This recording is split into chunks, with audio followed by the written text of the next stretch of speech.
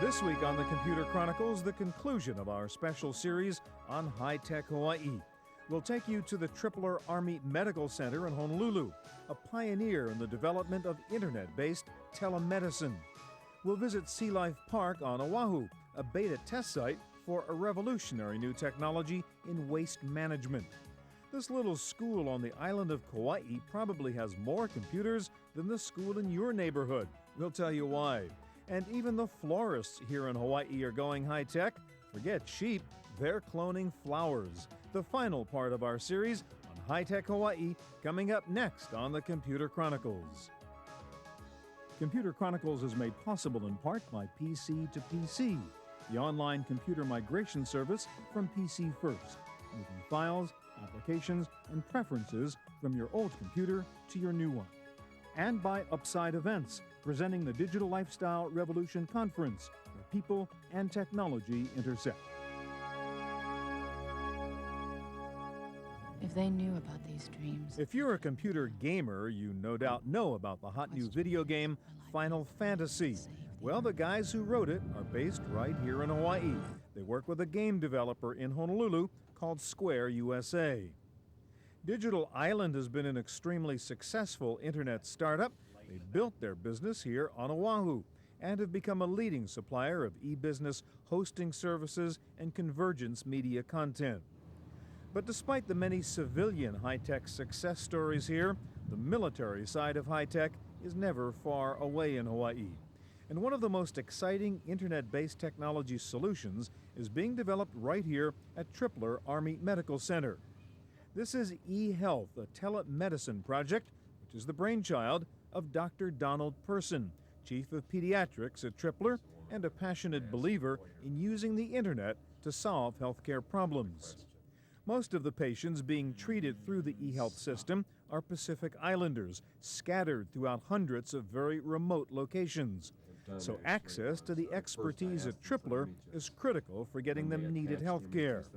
Dr. Person told us about some of the cases he's handled using the eHealth system. The first one involved an infant with a serious hernia. That was a little 11-month-old baby from Ponape who had trouble breathing, had a barrel chest. When the chest was listened to with the stethoscope, bowel sounds were heard in the left chest. An x-ray was taken. The picture of the baby as well as the x-ray were transmitted here. I was able to forward it to our pediatric radiologist, the pediatric surgeon who takes care of such conditions. Patient was accepted, was here within a week or two, treated definitively, and returned home, restored to health. Dr. Person is a pediatrician, so most of the cases he sees involve children. This young patient had fallen out of a 2-story building and broken her leg. The referring physician took pictures of the child in traction and the traction that he had set up. It turns out he's a medical officer, really untrained in orthopedics. I was able, and then he sent these images to me. I was able to forward them to a pediatric orthopedic surgeon who saw that she didn't have enough weight on the traction. The leg was in not ideal position, and there was a question of something under her right heel that could cause complications. He recommended how all those things should be changed.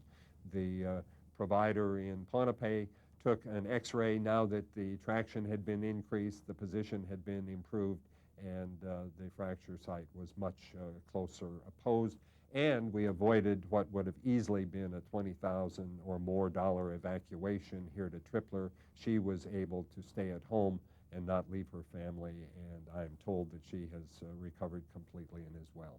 While the eHealth system is a godsend for the people living in the Pacific region, it is also an invaluable training tool for the doctors studying here at Travle.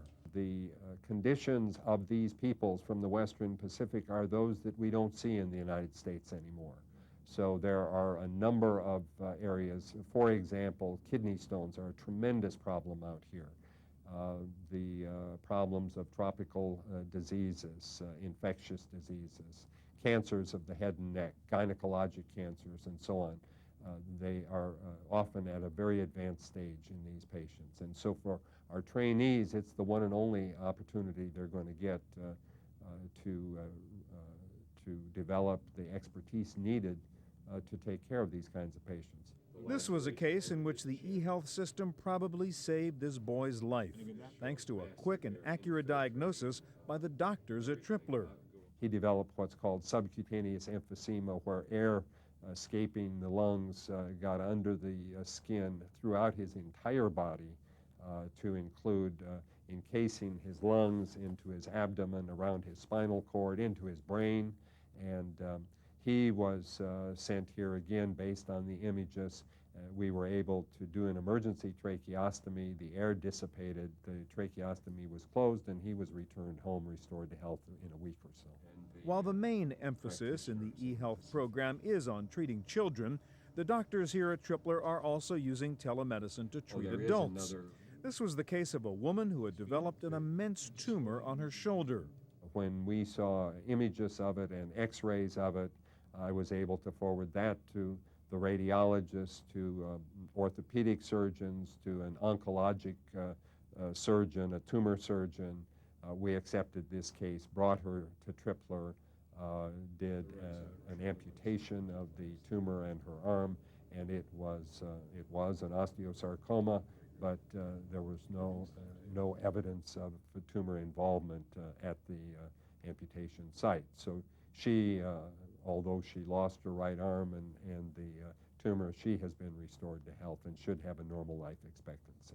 The internet-based e-health system being developed here at Travle for use in the Pacific region can also be applied to rural areas of the mainland United States, which up until now have relied on an inefficient system of video teleconferencing. It's very hard to get busy practitioners, particularly in a big medical center, together at the same time as the sending site. And so I really think that this is the name of the game. I think in remote areas of the United States, there's no question it'd be very, very useful. One of the reasons for health problems on these small Pacific islands is poor sanitation. And one Honolulu-based company is working on a technology to solve that problem with an innovative solution for waste management in remote locations. This is Sea Life Park on the eastern end of Oahu. And while the visitors here delight in watching the animals go through their paces, the state government was concerned that Sea Life Park's septic tanks were polluting the grounds and the nearby beach. That was obviously a problem in a state where the economy depends on tourism and a visitor-friendly environment. So a Honolulu company called Best Industries came up with a high-tech solution, the world's first miniature municipal-class waste management system. Nearly a third of all homes in the United States use private waste management systems, generally septic tanks or cesspools, and these solutions have problems. Well, I think the basic problem with our basic systems of cesspool and septic is that there's very little, if none, treatment going on in the process. And so basically what you're doing is whatever you discharge in your toilets or your sink is going right back into the ground. So, you know, some of us do control our discharges. Some of us throw everything from paint thinner to chemicals. And without any proper treatment, basically what you're doing is throwing it back into the ground, which we're taking water to drink. So it's really not a healthy situation, I think. Roger Babcock is a professor of civil engineering at the University of Hawaii. And what can happen then is nitrogen compounds and microorganisms that may be pathogenic, that can cause disease perhaps, can leach also down past the zone of treatment and into what's below, which is oftentimes drinking water, and that's what we're mostly concerned about. Even when the septic tank itself is working well, you can still have problems with the tank's draining system. A lot of your traditional system, which is your septic, has a leach field. And these leach fields eventually get clogged.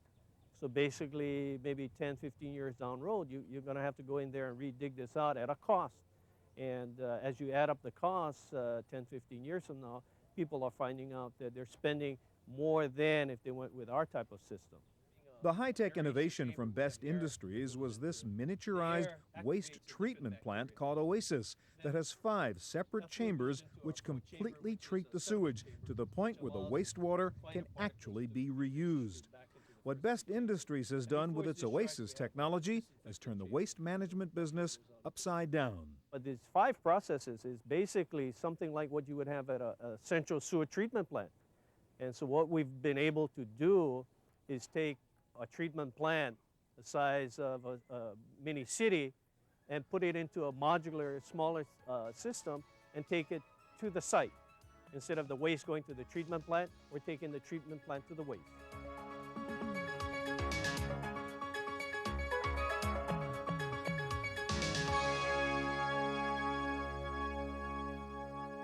If Hawaii is to be successful in attracting high-tech industry here into the state, they've got to develop a talent pool of skilled knowledge workers. And here on the island of Kauai, they're taking a long-term approach to solving that problem, getting kids as young as elementary school excited about careers in computing. The island of Kauai has one of the most advanced computer training programs in the country, here at Chiefus Kamakahele Middle School. More than 500 brand new Pentium 3 computers for a student population under 1,000. That ratio of 2 students per computer is among the best in the nation, where the average is 8 students per computer. This school also has brand new Sony Vaio laptops, a sophisticated network, and an advanced program for 10, 11, and 12-year-olds who want to learn about the intricacies of the internet. One of the programs here involves participation in a national competition to build a winning website, and the young students here are doing it the hard way. For our HTML coding, because we don't use editors, the students just use Notepad, which is pretty much on every computer today, and it's just a simple text program. And the students do all of the coding on that for the text part. For the graphics, they use a variety of software like Adobe Photoshop version 5.5. They also are becoming very proficient users with Macromedia's Flash 4, and will be experimenting with some panoramic kind of software too. The more veteran the experienced students who participated in the competition last year, they're trying to keep themselves challenged by learning more difficult type of coding, and so they're experimenting with JavaScripting and generating forms that we can use on the website. While training the computer scientists of the future is one part of Hawaii's strategy to establish itself as a legitimate high-tech center, providing a nurturing environment for high-tech startups is another part of the state's game plan. This is the Manoa Innovation Center just off the main campus of the University of Hawaii. It's run by the Hawaii Technology Development Corporation, a state-sponsored program for attracting and supporting high-tech companies in Hawaii. The Manoa Innovation Center is home to several young high-tech companies. HotU is an internet startup geared to providing services for college students. One of the unique tools at hotu.com is an automatic scheduler that makes it easy for students to optimize a class schedule each semester, taking into account various parameters like class times, days, and the opinions of other students. Another high-tech company housed here in the Manoa Innovation Center is Oceanic Imaging Consultants, a leading global company in underwater research. Using sophisticated modeling software, OIC can see the bottom of the ocean. Services like theirs are used for locating the debris from overwater airplane crashes, such as the tragedy off the New England coast involving John F. Kennedy, Jr.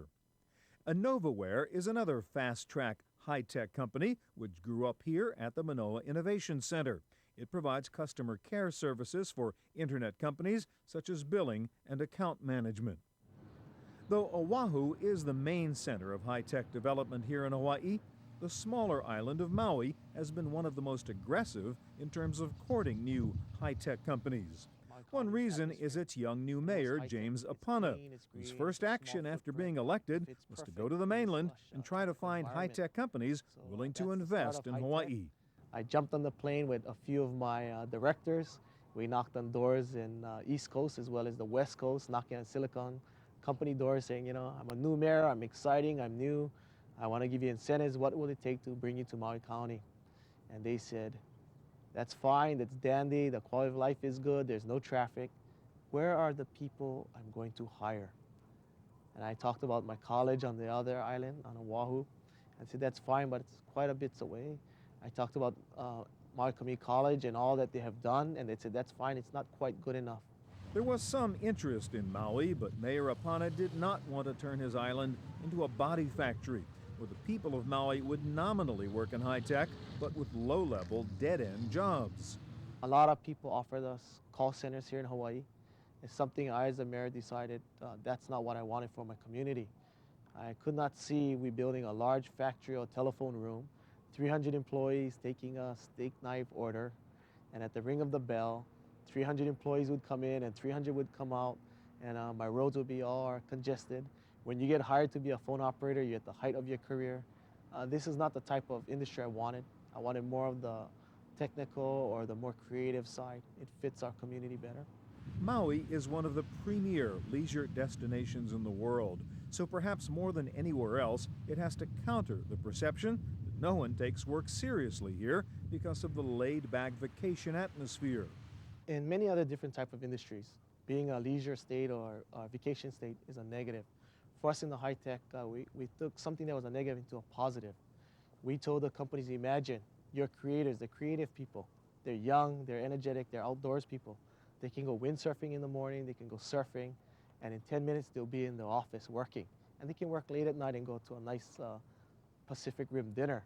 In the mainland, they would have to wake up 5 o'clock, get on that traffic. It's a 2-hour drive to work there 8 hours, and it's a 2-hour drive home. So many of their employees were leaving the company. After 1 or 2 years, they said, I had enough of this. This way they can retain their creative minds and keep them fresh. So it's a positive. A common theme here in Hawaii is that from an employer's perspective, running a high-tech business in the islands is less stressful than on the mainland because you don't have to worry quite as much about your employees jumping ship. Here in Maui County, they don't see employees walking across the street and changing company loyalty overnight.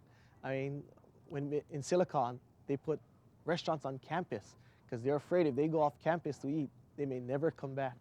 Here in Hawaii, we have a plantation mentality, a family mentality, where you work with a company, you pretty much you try to retire with them. And this is something that employee loyalty, the mainland firms really like. Mayor Apana has found a new ally in his efforts to bring high-tech investment to Maui, a Silicon Valley-based company called Digital Enterprises. The company's president, David Fraden, is doing exactly what Maui needs, setting up a venture capital fund focused on high-tech business opportunities in Hawaii. I think the timing is right, especially with the increase of land values, the decline of a quality of life in the Bay Area, and the internet connectivity. All of these factors have converged to offer a unique investment opportunity. Fraden says the concern about being able to find qualified high-tech staff in a place like Maui is not really as big a problem as it might seem. A lot of people want this type of lifestyle, so they've moved here. And for example, they may have gone to work in the hospitality industry because there's no other opportunities for them. So I have a lot of anecdotal information to indicate that that's true, where we have MBAs, masters, PhDs, bachelor degrees in different science and technology management areas. In addition, a number of chief executive officers and chairmen of the board have bought houses here and have retired here. So in addition to not only full-time employees, there's a lot of experienced advice available, and all we need to do is tap into that. There are some high-tech businesses which might not work in a place like Maui, but Fraden says there are other business ideas which are perfect for this island. Got several ideas. One idea is to do marketing research on the internet, about the internet. Can be done any place in the world. This is a good location to do that. Another idea might be content creation for training for e-learning, K through 16, adult education. That could be created here. Another idea is if you have to make phone calls into the Asian market and into the U.S. market for recruiting purposes is another idea. Just in brainstorming with folks the other day, we came up with a half a dozen good ideas that one can think through, and those are the kinds of companies that we're looking for to fund. The state of Hawaii is trying to help people like David Fraden succeed here with a variety of incentives. One is a very attractive tax package. There's a stock option exemption benefit, which if you're a resident of Hawaii, which means that you live here 6 months or longer each year, and you have stock options that are qualified, when you exercise them, you do not have to pay state tax. And so that's, I think, a pretty good advantage for someone holding millions of dollars in stock options. The various state tax benefits have brought small startups into Hawaii, among them Redline Media, an animation and gaming company that relocated here from the Midwest. The fact of the matter is, in the last 2 years, the legislature has put together some very compelling reasons for people to be here from a financial standpoint. This past April, a couple pieces of legislation were passed. One is that if your product or service is electronic in some form, in other words, intellectual property, that includes databases, trademarks, royalties, licensing, that type of thing, from a state perspective, that's now tax-free. You will not pay state taxes on the income from that. On the other side of the coin, if you and I have a great idea for a product or service and someone invests $1,000 or more into that idea, if they make $1 million and we become the next Oracle, for instance, they will not pay state taxes on any of those gains. That's very compelling. Much of the credit for the growth of the high-tech industry in Hawaii goes to its governor, Ben Cayetano, who says tax incentives are not enough to attract high-tech and that Hawaii has to offer more than that. There are a couple things that they'll find here that they can't find elsewhere. Almost every location or every state provides some tax incentives, and we do that as well. But a few states can match the quality of life that we have here. High-tech people, from what I've found, are the kind of creative people who put in, they think nothing of putting in 12 hours work, but they want to be able to, just walk out to the beach or to do some kind of activity which enhances the quality of life. We have that here, more than any other place, I believe.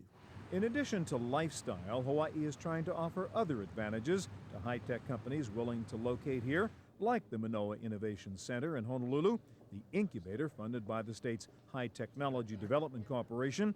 The center offers a variety of support and services to high-tech startups, and apparently with some success. In 7.5 years, we have about 28 graduates, and we have 28 current occupants, 40,000 square feet of leasable space. And we've had some really successful companies. One, the notable one, of course, Digital Island. They were here when they were very small, and then moved out as they got funding and got bigger. We've had another very successful company called Aspect Technology, which was acquired by Microsoft several years ago.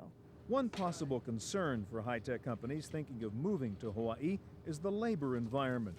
Hawaii has traditionally been a very strong union workplace, while the high-tech industry has thrived on a very non-union mentality.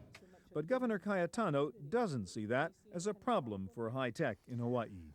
I don't see a problem. I think that the nature of the people who are in high technology is one, they're independent people. They are probably not inclined to belong to labor unions.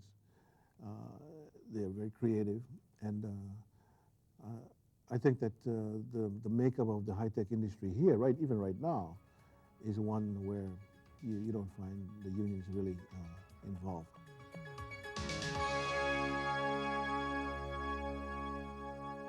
Perhaps the best example of blending traditional Hawaii with high-tech Hawaii is this nursery on the Big Island.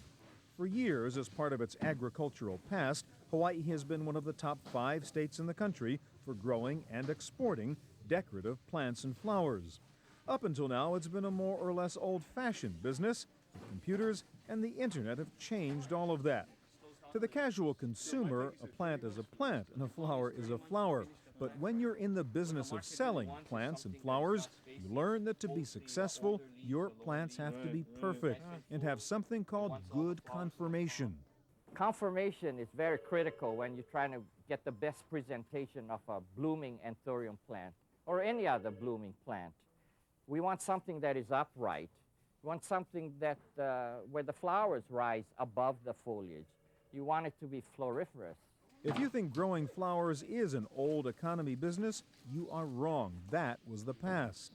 We would just go out and collect plants, top cuttings, stick them back into the ground in an environment that was conducive, and we'd be in business if we could collect enough plants.